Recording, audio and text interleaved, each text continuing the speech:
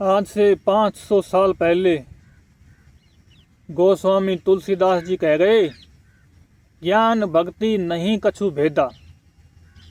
क्योंकि इस गोस्वामी तुलसीदास जी के टाइम में ज्ञान और भक्ति का विवाद था। ज्ञानी कहते थे ज्ञान श्रेष्ठ है, भक्त कहते थे भक्ति श्रेष्ठ है। लेकिन वो ज्ञान भक्ति वाला मामला तो पीछे हो गया, क्योंकि ज्ञान और भक्ति दोनों इकट्ठा हो गई। ज्ञान भी भक्ति में ही समा गया, फिर ज्ञानी भी मूर्ति पूजा के हिसाब में ही हो गए सारे, और उसमें कुछ भेद वाली बात नहीं रही। क्योंकि जो वेदांती हैं वो भी शिव जी की पूजा करते हैं। पहले ज्ञान का विरोध था, वो भक्तों के लिए जो था वो वेदांतियों के लिए था।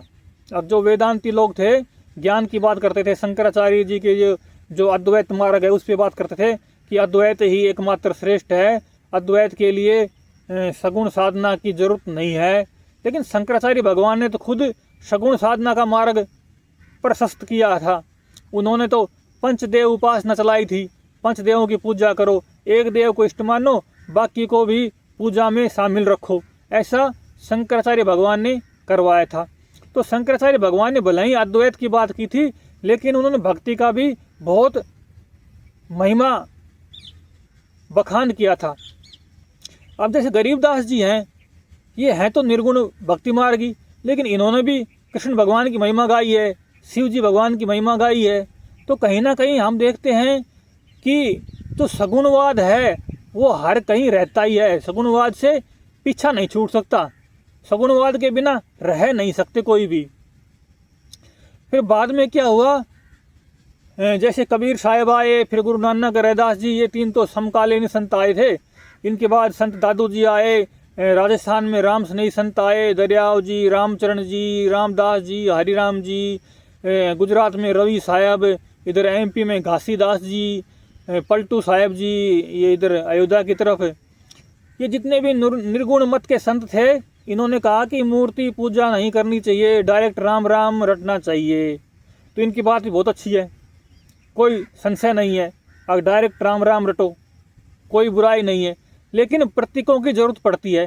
फिर बाद में क्या हुआ, आगे गुरु नानक की परंपरा में गुरु ग्रंथ साहब की पूजा होने लगी। अब पूजा क्या है, सगुणवाद है। गुरु ग्रंथ साहब की आरती करते हैं ना, पूजा नहीं करते, मान लो आरती तो करते हैं, उनकी जोत जलाते हैं, आरती की जाती है, चौन ढुलाई जाती है। तो वे गुरु ग्रंथ साहब की महिमा में जो कुछ सेवा में किया जाता है वो मनुष्य का क्या है, सगुणवाद है। मनुष्य के भीतर का साकारवाद है, वो बाहर प्रकट होता है। वो बाहर प्रकट होता है तो निर्गुण निराकार को भी अपने भावनाओं के अनुसार सगुण साकार रूप में व्यक्त कर लेता है, और उसी को अपना मान के उसी मार्ग पर चलने की कोशिश करता है। और कबीर साहब निर्गुणवादी हैं, दादू जी निर्गुणवादी हैं, लेकिन सबके मंदिर हैं, सबके मंदिरों में फोटो रखी हुई है। गुरुद्वारों में गुरु नानक के भक्तों के घर पे, उन सब पे गुरु नानक की, 10 बादशाहों की, गुरु गोविंद सिंह की फोटो रखी होती ना। फोटो क्या है, फोटो भी सगुणवाद है। तो निर्गुण मत वालों ने क्या किया कि हम मूर्ति पूजा को, सगुणवाद को नहीं मानेंगे। जैसे मुस्लिम भाई होते हैं वो भी कहते हैं हम सगुणवाद को नहीं मानते हैं, हम मूर्ति पूजा में विश्वास नहीं करते हैं। तो वो भी तो पाक कुरान को मानते हैं ना, पाक कुरान के लिए मरने मारने को तैयार हो जाते हैं ना। तो पाक कुरान क्या है, वो भी तो कहीं लिखी जाती है, उसके अक्षर भी तो सगुण ही हैं। वो भी पैगंबर साहब को मानते हैं, तो पैगंबर साहब का नाम लिखना पड़ता है, बोलना पड़ता है। तो जो चीज़ लिखी जाती है, बोली जाती है, तो वो सगुण तो हो ही जाती है। इसलिए हम कह सकते हैं कि सगुणवाद तो मनुष्य के अंदर रहता ही है। कि कोई कितना ही ज्ञानी हो जाओ, शुरुआत में हर किसी की शुरुआत सगुणवाद से ही होती है। फिर बाद में चाहिए वो कितना ही निर्गुणवादी हो जाए, ज्ञान मार्गी हो जाए, कहीं भी पहुंच जाए, शून्य में पहुंच जाए। अब जैसे जो शून्य शब्द है, शून्य, ये सबसे पहले बुद्ध भगवान ने प्रचलित किया था। हालांकि जो निर्वाण शब्द है वो तो गीता में भी है, उपनिषद में भी है, और ये निर्गुण संतों की वाणियों में बाद में आया है। और दूसरा एक शब्द है नाद बिंद। तो नाद बिंद शब्द है, ये भी उपनिषदों में है, और ये नाद बिंद शब्द बाद में संतों की वाणियों में भी आया है। तो इस तरह हम देखते हैं कि जो श्रृंखला है, परंपरा है संतों की, पहले से लेकर आज तक चली आ रही है, उसमें ये सारे शब्द घूम फिर के कहीं ना कहीं काम तो आते ही हैं। ऐसा नहीं कह सकते कि हम सगुणवाद का सहारा लेंगे ही नहीं, सगुणवाद के बिना बिल्कुल ही काम चल जाएगा। अब कुछ लोग हैं जो निर्गुणवाद को मानते हैं लेकिन गुरुजी की मूर्ति का ध्यान करते हैं, गुरुजी के स्वरूप का ध्यान करते हैं। तो गुरुजी के स्वरूप का ध्यान है तो क्या वो सगुणवाद नहीं है? कोई आदमी राम जी की मूर्ति का, राम जी के चित्र का ध्यान करता है, कृष्ण जी की मूर्ति का, कृष्ण जी के चित्र का ध्यान करता है। अब कोई गुरु जी के चित्र का या गुरु जी के स्वरूप का ध्यान करता है तो क्या वो सगुणवाद नहीं है?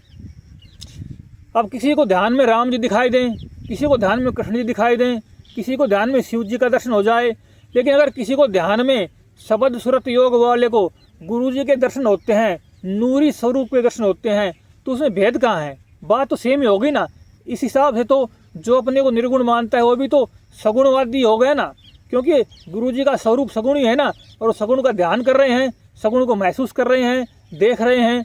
जब ध्यान में राम जी के दर्शन हो रहे हैं, कृष्ण जी के हो रहे हैं, शिव जी के हो रहे हैं या गुरु जी के हो रहे हैं, इसमें फर्क कहाँ पड़ता है?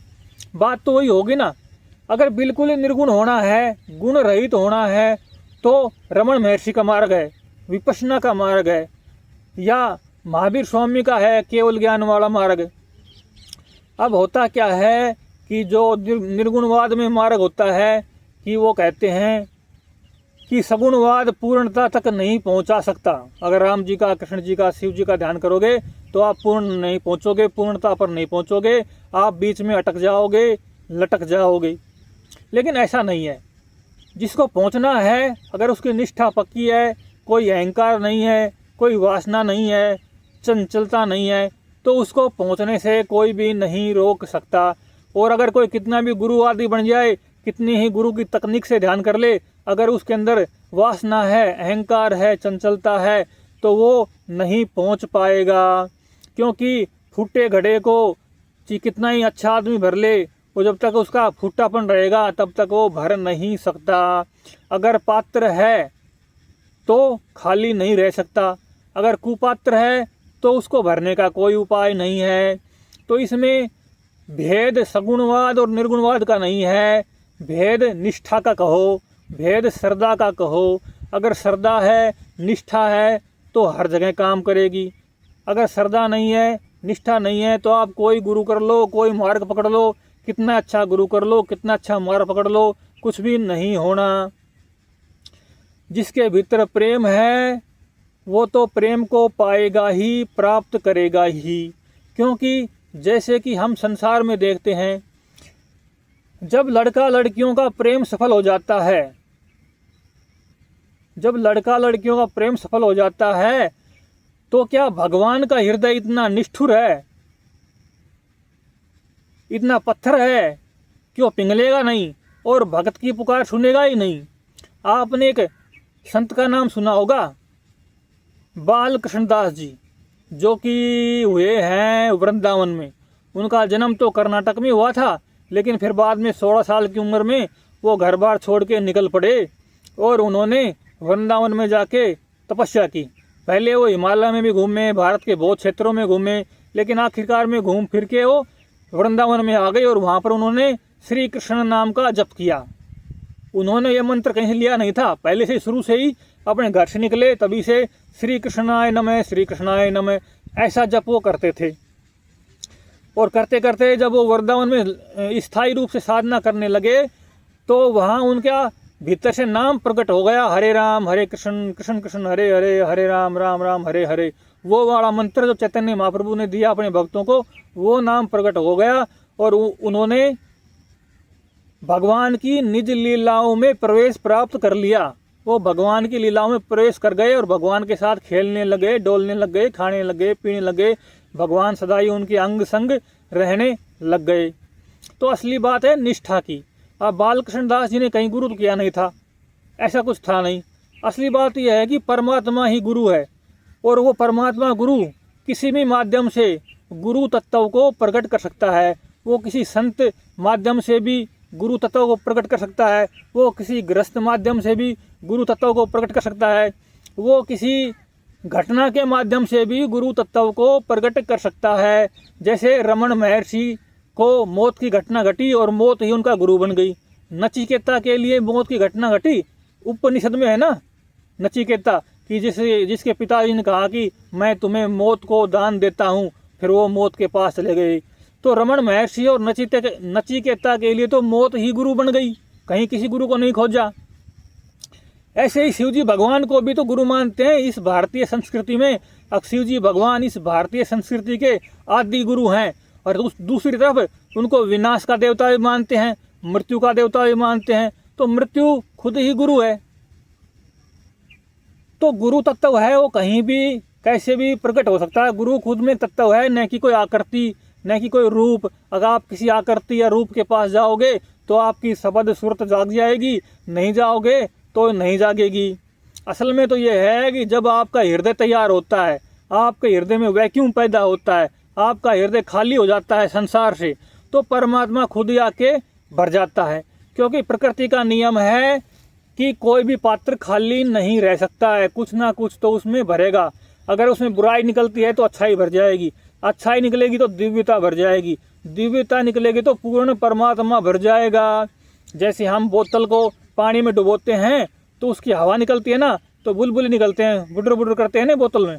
बोतल की आवाज़ में बुलबुल की आवाज़ आती है तो बुलबुलें निकलते हैं और पानी घुस जाता है, और पानी निकाल देते हैं तो उसमें हवा घुस जाती है। ऐसे ही जब कोई साधक अपने मन को खाली कर लेता है, निर्लेप कर लेता है, तो वह खुद ही परमात्मा तत्व को, गुरु तत्व को ग्रहण करने में सक्षम हो जाता है। इसमें कोई द्वैत नहीं, कोई भेद नहीं, कोई शंका नहीं करना चाहिए। क्योंकि कबीर साहब ने कहा है, क्या कहा है? कबीर मन निर्मल भया ज्यों गंगा का नीर, पीछे पीछे हरि फिरे कहत कबीर कबीर। उधर खेड़ा पवाड़े सदगुरु रामदास जी महाराज क्या कहा है?